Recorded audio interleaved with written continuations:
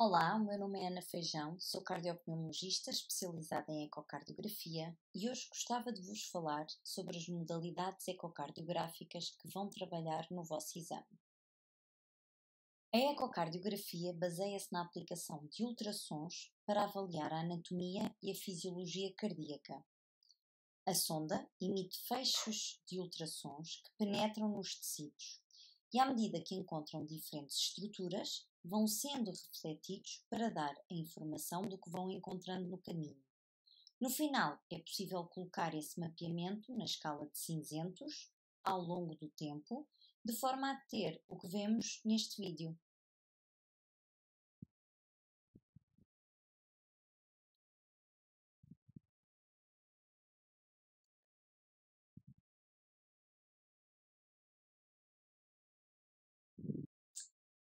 As estruturas cardíacas, no seu todo, e como se comportam ao longo do tempo. Há várias formas de utilizar fisicamente os ultrassons para avaliar as estruturas cardíacas. Essas formas vão ser discutidas nos próximos slides.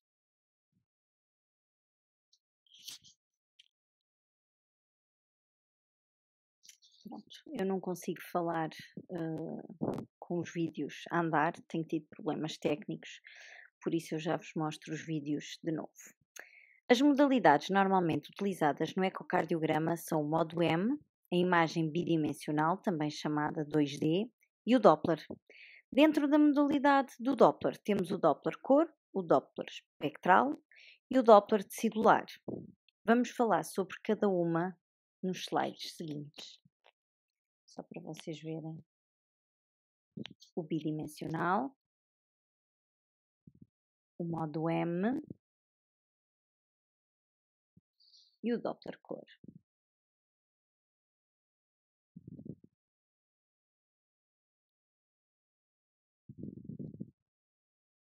Vamos começar por falar sobre o modo M.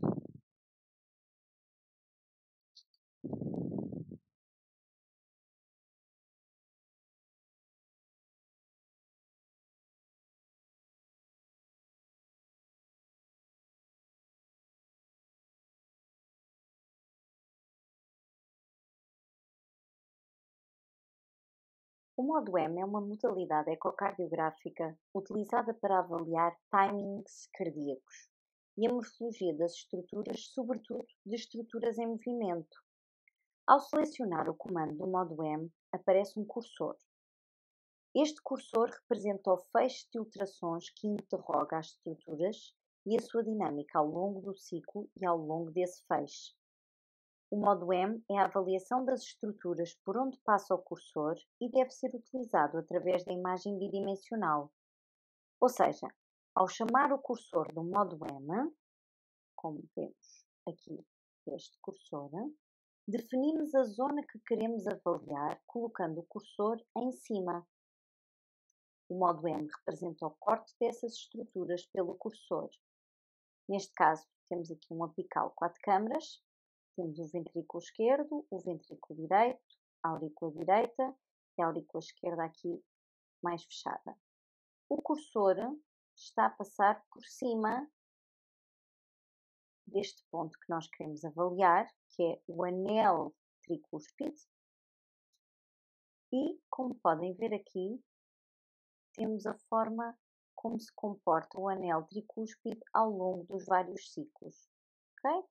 Vocês podem ver o cursor corta assim, aqui passa pela parede livre do VD, voltamos de novo a ter aqui uma estrutura que é o anel e apanha um bocadinho da parede da aurícula direita.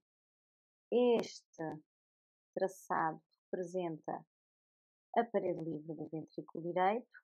Aqui temos a cavidade do ventrículo direito, o anel da válvula tricúspide e aqui a parede da aurícula direita. Isto é um parâmetro importante para a avaliação da função sistólica do ventrículo direito. Esta avaliação, por modo M, permite ter uma noção exata das estruturas ao longo do ciclo cardíaco. Devido à melhor resolução temporal desta modalidade, as alterações da mobilidade das estruturas e do timing no ciclo cardíaco são melhor avaliadas por esta modalidade do que as outras. E por ter uma frequência de amostra muito alta, cerca de 1000 por segundo, o modo M tem uma resolução axial fantástica. Quando é que podemos utilizar o modo M? Quando queremos medir bem uma espessura de parede, uma cavidade, o diâmetro de um vaso, se conseguirmos colocar o cursor perpendicularmente à medição que queremos fazer, pelo modo M, teremos muito melhor definição do endocárdio e da delimitação dos vasos. Na figura, em cima, à esquerda, temos aqui a imagem bidimensional, onde podemos ver um corte parasternal longo eixo, onde o cursor corta as estruturas ao nível dos segmentos médios do ventrículo esquerdo. Se eu vos conseguir mostrar aqui. Temos aqui o ventrículo esquerdo, parede posterior ao látero inferior, o septo interventricular, o ventrículo direito aqui, válvula mitral, aurícula esquerda, válvula aórtica e a artéria aorta. Este corte é bastante útil para avaliar as medições da cavidade ventricular em telediástolo e na telesístolo. A espessura das paredes em telediástolo, ou seja, quando elas são mais finas, são um parâmetro altamente recomendado para definir se há hipertrofia ou não do ventrículo esquerdo. E medindo aqui a cavidade do ventrículo, se o corte for realmente perpendicular à cavidade, conseguimos ter uma noção de se temos um ventrículo esquerdo dilatado ou não. O ventrículo esquerdo e também o ventrículo direito. Se bem que o corte para avaliar o ventrículo direito deveria ser um pouco mais em cima. Pois isso depende muito de onde colocamos a sonda. Às vezes temos que dar uns pequenos estilos para ter um corte melhor. Nunca há um parasternal perfeito, sobretudo no apical 4 câmaras. É muito difícil ter um apical 4 câmaras, por exemplo, que consiga ter um bom ventrículo e uma boa aurícula. Normalmente, quando avaliamos as aurículas, damos um jeitinho na sonda. Quando avaliamos o ventrículo, já damos outro, sempre no mesmo corte. Continuando, na figura ao centro, podemos ver o exemplo de um corte da veia cava inferior, muito importante para avaliarmos numa só imagem a resposta da veia cava inferior à inspiração. Este vaso deve sofrer um colapso de pelo menos 50% na inspiração. Caso contrário, a probabilidade de haver sobrecarga de pressão nas cavidades direitas é elevada. Pronto. Neste caso, temos uma veia cava inferior não dilatada e com um colapso inspiratório significativo, ou seja, este diâmetro é mais do que 50% deste, ou vice-versa. Este diâmetro é mais de 50% deste, ou seja, o colapso aqui é 50%. Na figura à direita, podemos ver um corte ao nível da válvula aórtica, temos também um parasternal, eixo longo, mas aqui o cursor é colocado ao nível da válvula aórtica. Este corte é dos primeiros cortes que se faz num exame ecocardiográfico e, devido à alta resolução do modo M, permite avaliar a abertura das cúspides aórticas. É também importante avaliar a relação da dimensão entre a artéria aorta aqui e a aurícula esquerda, que deve ser aproximadamente de 1, a relação entre as duas cavidades, mas que neste caso, como podemos ver aqui, a aurícula esquerda é muito maior, quase o dobro da artéria aorta. Isto é um sinal, logo olhando para aqui, altamente sugestivo de dilatação da aurícula esquerda. Outra grande utilidade desta modalidade é avaliar o movimento de estruturas cardíacas. Podem ser estruturas pequenas, como vegetações, neste caso aqui para avaliar uma vegetação. Neste corte podemos ver o corte da válvula mitral, estão a ver, temos também aqui um parasternal eixo longo. Temos aqui o folhento anterior, o folheto posterior e este folheto anterior, apesar de não estar em movimento, vocês conseguem perceber que ele está muito espessado aqui na porção distal do folheto. E vendo em movimento, conseguimos ver este aspecto friável aqui em modo M. Vão ver aqui, sobretudo, vê-se muito bem a vegetação apensa à face ventricular do folheto anterior, que é raro, normalmente as vegetações são apensas à face auricular.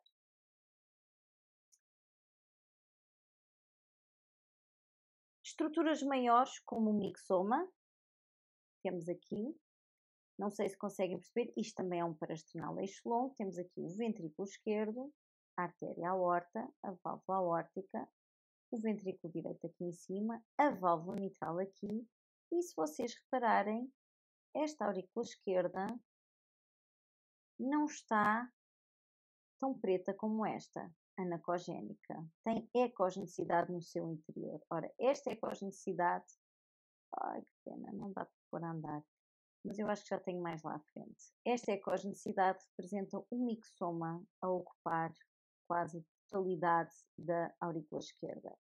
E aqui é importante porquê? Porque conseguimos ter noção que o mixoma prolapsa a ocupar quase a totalidade da abertura da válvula mitral, o que pode ser muito sugestivo de estenose na câmara de entrada do ventrículo esquerdo. Isso, neste caso, seria importantíssimo avaliar os gradientes da válvula mitral para perceber se estão aumentados ou não. O movimento anterior sistólico da válvula mitral, característico de ventrículos esquerdos muito pequenos, à custa de hipertrofia importante da parede septal, por exemplo, característico da miocardiopatia hipertrófica. Para os veterinários que me estejam a ver, muito comum em gatos. Também é mais facilmente avaliado pela técnica de modo M, pois permite um corte do folheto anterior. Vou ver aqui. Tem aqui o folheto anterior caracteristicamente em M e o folheto posterior caracteristicamente em W. E aqui em cisto, em vez de termos um traço linear característico dos folhetos fechados em cisto, temos um movimento anterior sistólico, ou seja, o folheto anterior encosta-se ao septo. Isto acontece porque existem as forças chamadas forças de Venturi, por haver um estreitamento ao nível da câmara de saída do ventrículo esquerdo, como que suga o folheto anterior e provoca um estreitamento ainda maior, muitas vezes provocando obstrução da câmara de saída do ventrículo esquerdo, que funciona como uma estenose subaórtica.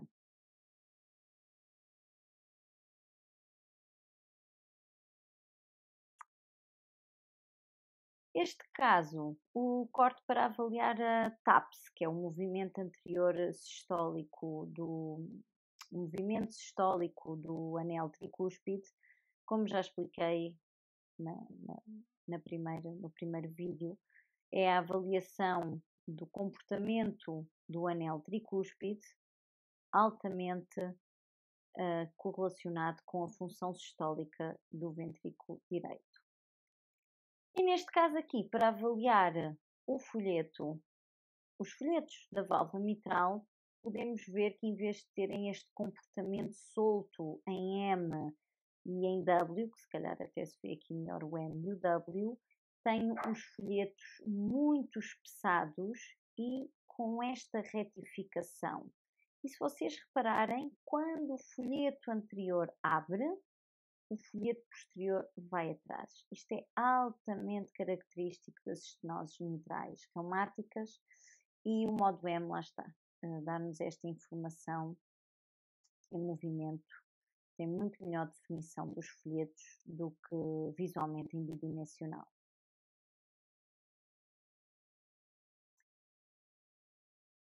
Este é um exemplo da junção de duas modalidades, como o modo M e o Doppler Core, pela via apical 4 câmaras, num corte paralelo com o fluxo transmitral. Estão a ver aqui, isto é um apical 4 câmaras, tem aqui o ventrículo esquerdo, paredes septo interauricular e parede lateral anterior. Tem aqui o ventrículo direito, que não está muito bem definido, com a válvula tricúspide, a aurícula direita, o septo interauricular, a aurícula esquerda e a válvula mitral. Podemos ter a percepção aqui de como se comporta o fluxo transmitral. E porquê é que isto é importante? O comportamento do fluxo que vem da aurícula esquerda para o ventrículo esquerdo depende da pressão que o fluxo vai encontrar no ventrículo esquerdo quando entra. Ora, se a pressão no ventrículo esquerdo for elevada, o fluxo vai encontrar mais resistência e vai sofrer mais inclinação do jato à entrada. Mentes brilhantes pegaram nestes princípios físicos e arranjaram um cálculo chamado velocidade de propagação, que é utilizado para avaliar a função diastólica, representando exatamente isso, a inclinação do fluxo ao entrar no VE. Basicamente, nós chegamos aqui e medimos esta inclinação. Mas isto falaremos mais à frente. Vamos falar agora de outra modalidade, talvez a modalidade mais importante da ecocardiografia, que sem ela não conseguiríamos fazer a maior parte dos diagnósticos. O bidimensional, ou 2D, é uma imagem codificada em tons de cinzentos que representa o mapeamento de ultrassons refletidos que fazem as estruturas que foram encontradas à medida que vão percorrendo os tecidos no organismo. Permite uma avaliação das estruturas cardíacas no seu todo, dos vasos cardíacos e da mobilidade de todas as estruturas móveis no coração.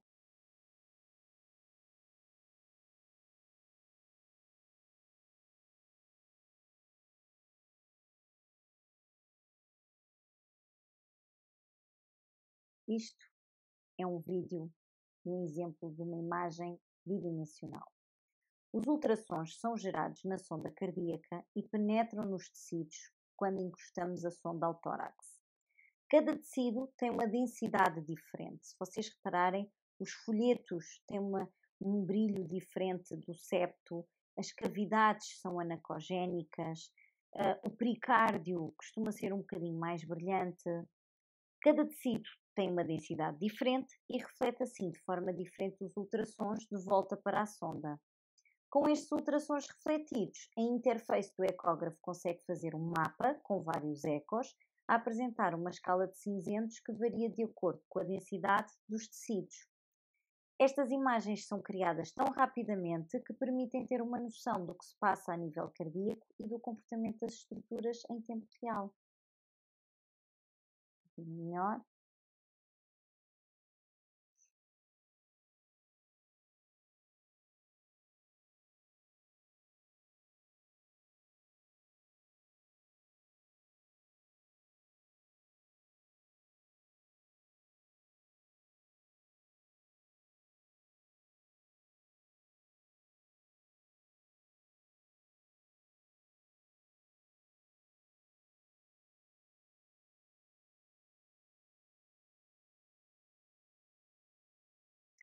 A modalidade bidimensional é das modalidades mais importantes para avaliar o coração, pois é ela que nos permite ter a noção das cavidades, das suas relações, da espessura das paredes, da mobilidade das válvulas. Por exemplo, nesta imagem, onde estamos a avaliar o coração no seu eixo longitudinal, podemos ver o ventrículo esquerdo, a aurícula esquerda, a artéria aorta, o ventrículo direito, a válvula mitral e a válvula aórtica. Igual, os vídeos são do mesmo corte. Esta via é muito importante, pois aqui conseguimos perceber resumidamente como é que está o lado esquerdo do coração, que acaba por ser o lado mais importante. O lado direito mais prognóstico, o lado esquerdo mais diagnóstico. Dimensão do ventrículo esquerdo e da aurícula esquerda, espessura das paredes de ambos os ventrículos, contractilidade biventricular e função das válvulas. Conseguimos avaliar tudo aqui.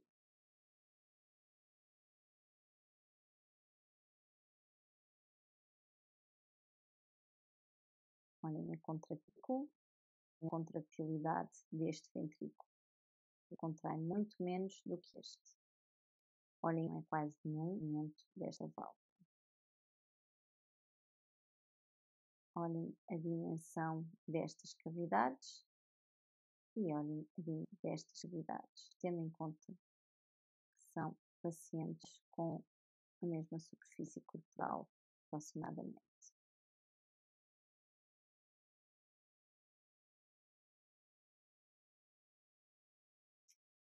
Para ser mais fácil para os mais inexperientes, coloquei um exemplo de um coração normal e um exemplo de um patológico.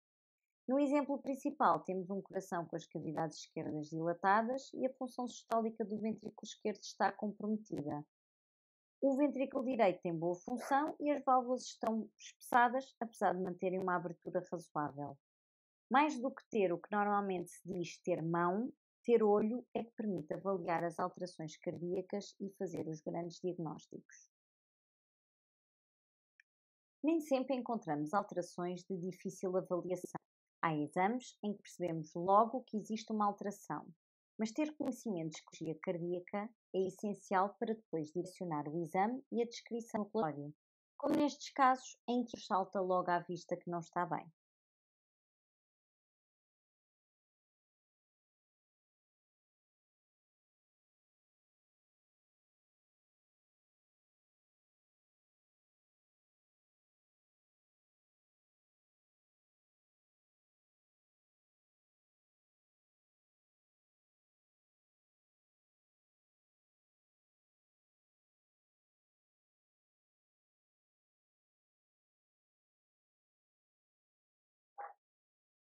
Comecemos pelo exemplo A.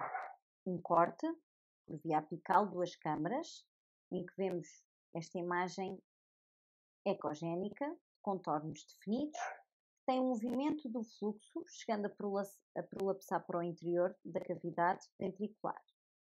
Nestes casos, a modalidade bidimensional permite-nos fazer o diagnóstico, visualizar o comportamento dentro das cavidades e avaliar a sua possível estrutura com informações importantes como se é uma massa aderente à parede ou pediculada, se tem contornos definidos, como por exemplo esta, ou se tem aspecto friável, se tem lacunas no seu interior, com zonas anacogénicas, se tem, colocando o Doppler, fluxo no seu interior.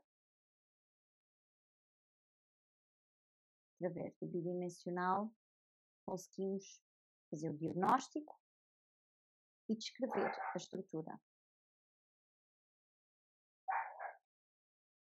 Isto é a aurícula esquerda, isto é o ventrículo esquerdo, e esta massa ocupa quase a totalidade da aurícula esquerda.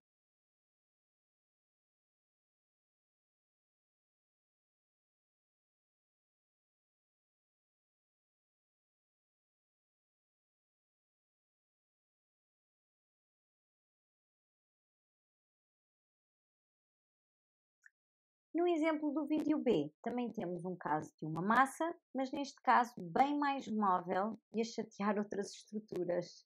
Temos o exemplo de uma vegetação a pensar a face ventricular da válvula aórtica. O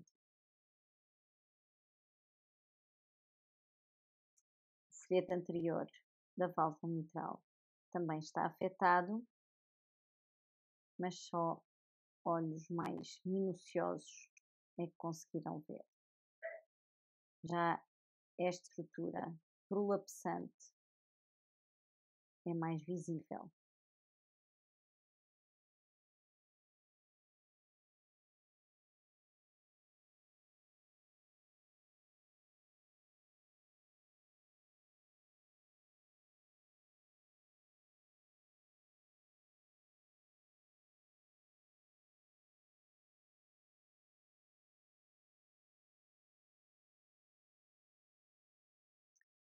Por último, no caso C, como podem ver dentro do interior da cavidade existem imagens ecogénicas.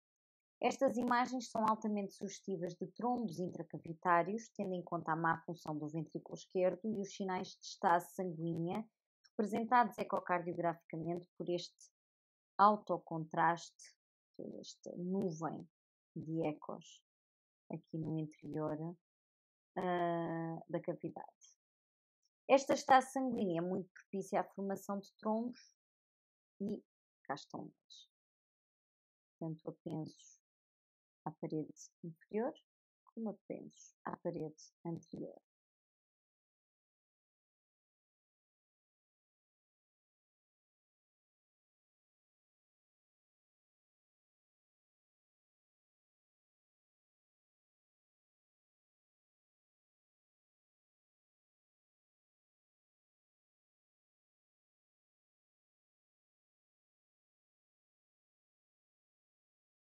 A escala de cinzentos dá alguma informação sobre a constituição das paredes ventriculares.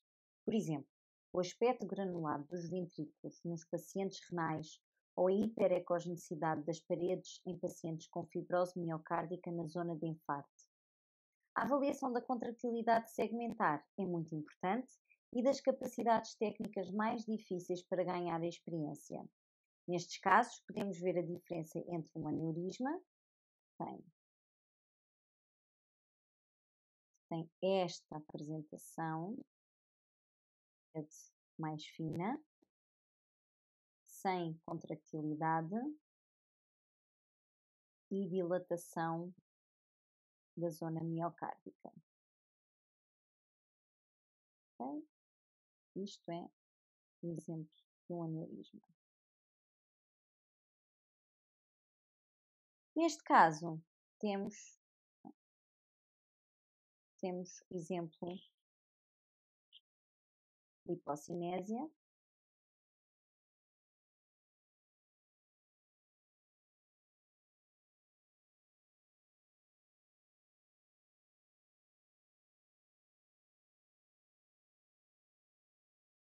Podem ver aqui na zona, na parede inferior e no septo inferior, não contrai tão bem como estas paredes.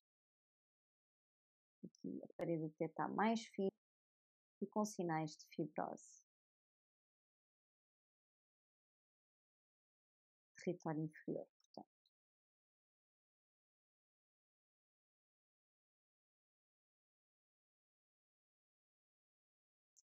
É na modalidade bidimensional que fazemos as medições das cavidades, como neste exemplo para calcular o volume da aurícula esquerda, e fazemos a maior parte das medições para quantificar a função sistólica, como neste exemplo, com os cálculos da fração de ejeção pelo método Simpson.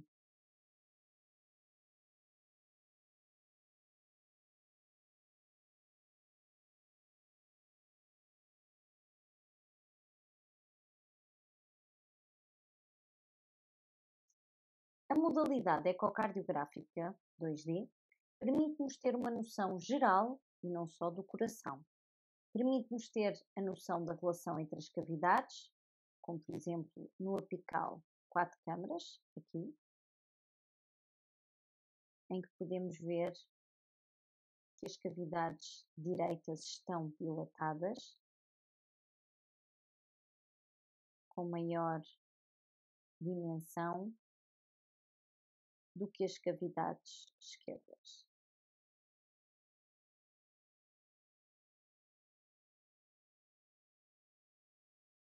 Permite-nos avaliar estruturas patológicas e não patológicas, como neste caso, onde podemos ver aqui um falso tendão, que é esta estrutura aqui linear que atravessa o ventrículo esquerdo, que está relacionada com sopros cardíacos, sobretudo em crianças, muitas vêm com indicação do pediatra com um sopro cardíaco e é um falso tendão a fazer das suas. É uma estrutura normal, sem qualquer significado patológico. E o bidimensional permite-nos também perceber como está a função cardíaca, tanto ventricular como valvular.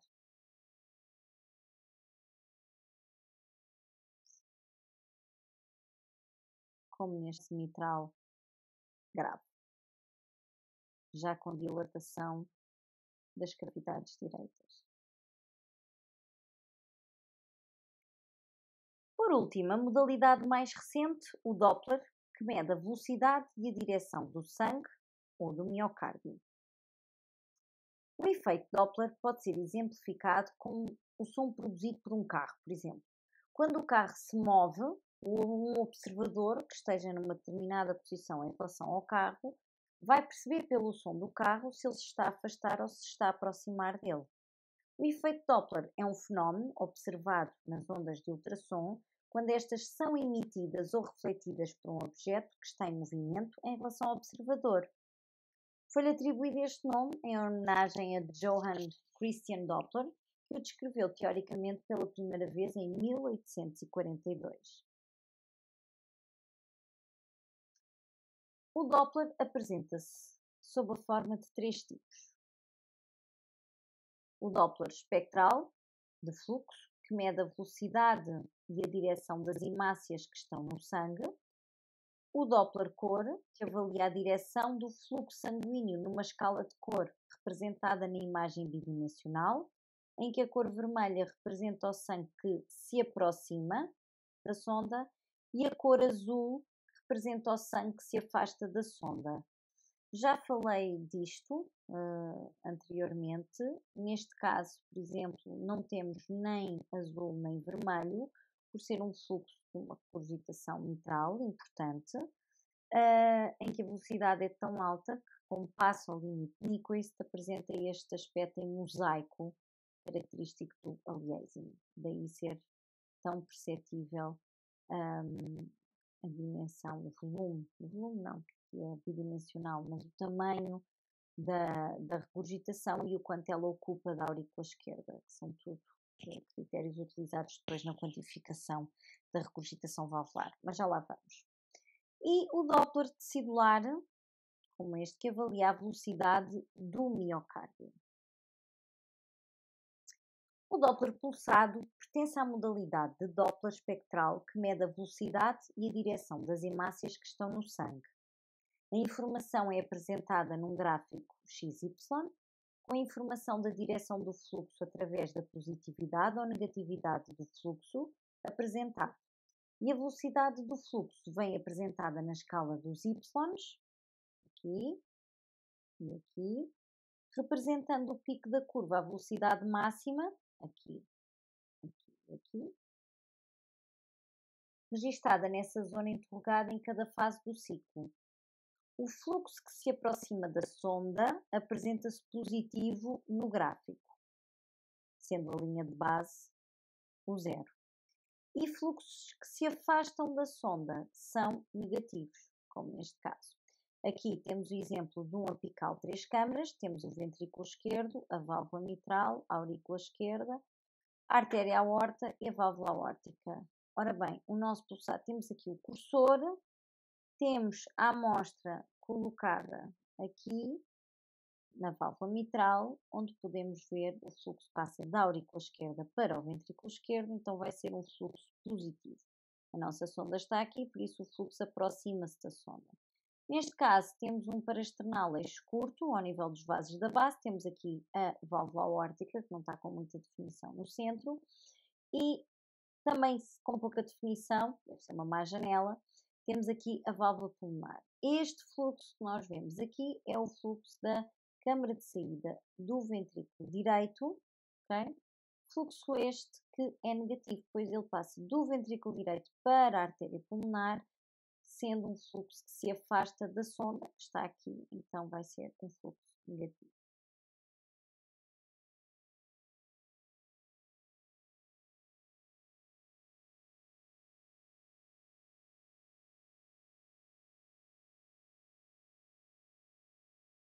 Esta técnica é usada para medir velocidades de um determinado ponto definido pela presença da amostra no cursor. Estão a ver a amostra aqui? São estes dois tracinhos e aqui.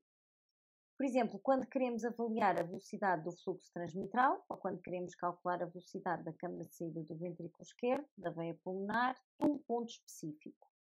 A amostra é colocada em cima da zona que queremos estudar. A sonda envia ultrassons para essa zona, ultrassons esses que são refletidos pelas hemácias. Nesta modalidade de Doppler, cada hemácia deve ser interrogada 2 vezes, ou seja, deve refletir pelo menos 2 ultrassons, de forma a poder dar informação da sua velocidade e da sua posição. Esta característica faz com que lhe seja impossível medir altas velocidades, pois nestes casos é impossível a hemácia ser avaliada 2 vezes. Quando ocorre esta situação, ou seja, quando o fluxo sanguíneo interrogado pela amostra tem uma velocidade superior à definida pelo limite de Nyquist, temos o que se chama de aliasing. Um exemplo de aliasing é este aqui, neste gráfico, que apresenta a avaliação do fluxo da câmara de entrada do ventrículo esquerdo com a amostra colocada um pouco antes do folheto da válvula mitral. Estão a ver? Aqui estão os folhetos e a amostra está um pouco antes. O fluxo diastólico está presente com a onda E e a onda A, características do fluxo diastólico transmitral, bem delineados. No entanto, em sístole podemos verificar que há uma mancha branca, não há nenhuma curva delineada. Esta mancha representa a indefinição da velocidade e representa a regurgitação mitral.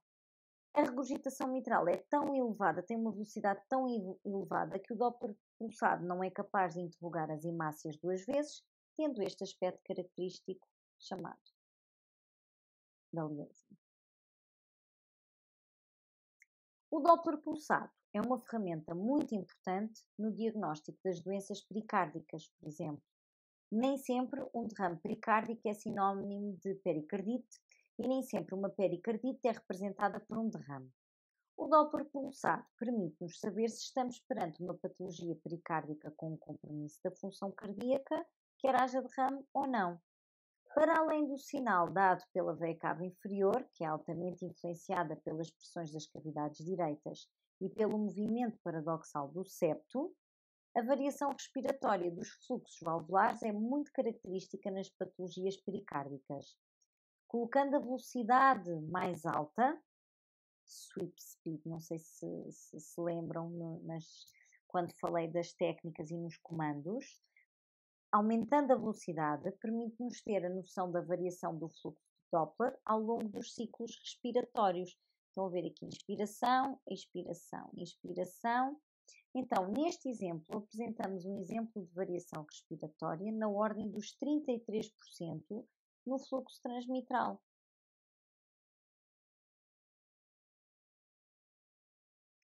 O Doppler contínuo também pertence à modalidade de Doppler espectral, que mede a velocidade e a direção das hemácias que estão no sangue.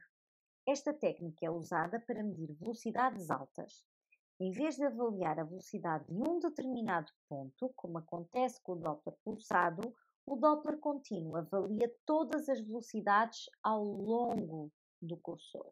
Ok? Por exemplo, neste caso aqui, estamos a avaliar a velocidade da tricúspide, mas o Doppler contínuo vai avaliar todas as velocidades ao longo do cursor. Tal como o Doppler pulsado, o Doppler contínuo vem representado num gráfico XY, em que os fluxos que se aproximam da sonda apresentam velocidades positivas e os fluxos que se afastam da sonda apresentam velocidades negativas. Por avaliar todas as velocidades ao longo do cursor, a curva do Doppler contínuo costuma apresentar este aspecto, curva preenchida, pois representa todas as velocidades registadas, as baixas e as de pico.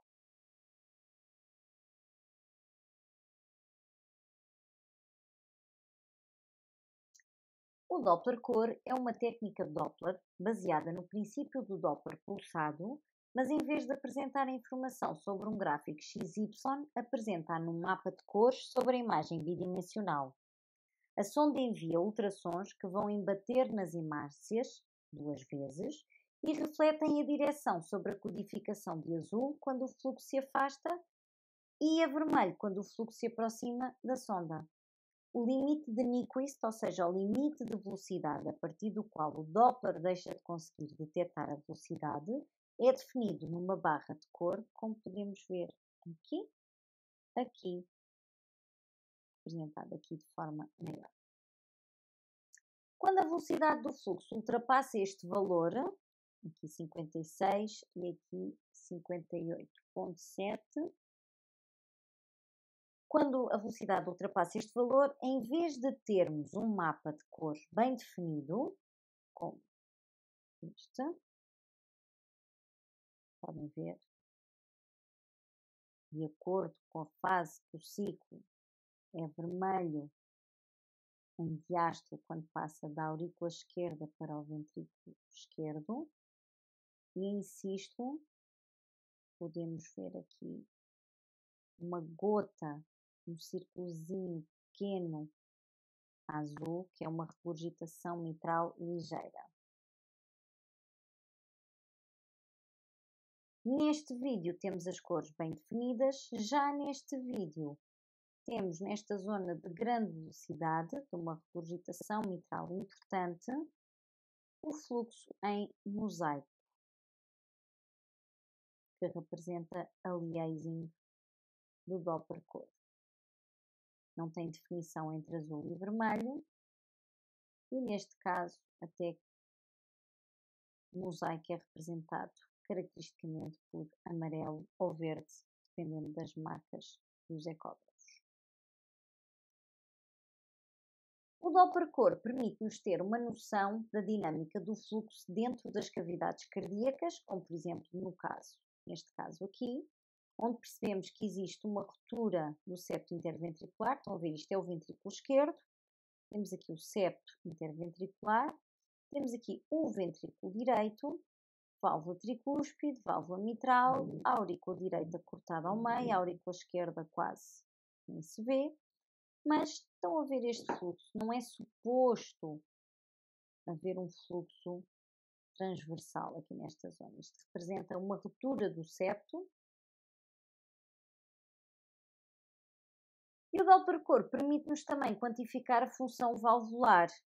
Nestes 3 exemplos, temos vários exemplos na mesma incidência, apical 4 câmaras, com vários graus de regurgitação mitral. Aqui muito ligeira, aqui ligeira mais, já passa aqui o nível médio da aurícula esquerda, e aqui com efeito de Coanda e tudo ao nível do teto auricular, a atingir o teto, a ocupar mais de metade da aurícula esquerda. O Doppler decidular assenta na técnica também do Doppler pulsado, mas em vez de interrogar uma zona por onde passa fluxo sanguíneo, interroga uma porção do miocárdio, dando a informação sobre a direção e sobre a sua velocidade. Não vamos falar muito do Doppler decidular, pois é uma técnica muito própria, muito característica, pois vai merecer um vídeo só para ela. É importante perceber que a modalidade bidimensional avalia cavidades cardíacas, ou seja, o tamanho das cavidades, a espessura das paredes, a contratilidade das paredes, avalia as válvulas, a sua morfologia e a sua mobilidade, e o pericárdio, se tem derrame, se tem espessamento. Ao nível do Doppler, permite a quantificação das estenoses valvulares, através de gradientes e das áreas valvulares, e a quantificação das regurgitações valvulares.